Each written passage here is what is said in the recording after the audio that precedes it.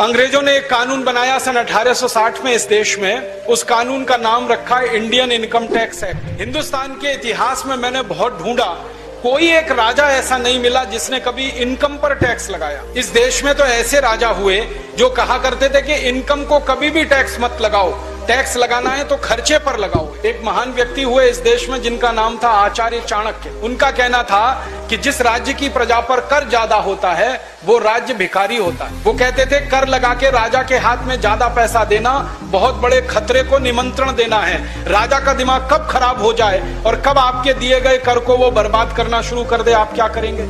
इसलिए कहते थे पैसे लोगों के हाथ में रहने चाहिए, समाज के पास रहने चाहिए, राजा के पास कम से कम पैसे आने चाहिए, इसलिए कर कम से कम होना चाहिए। तो उन्होंने ये व्यवस्था दी थी।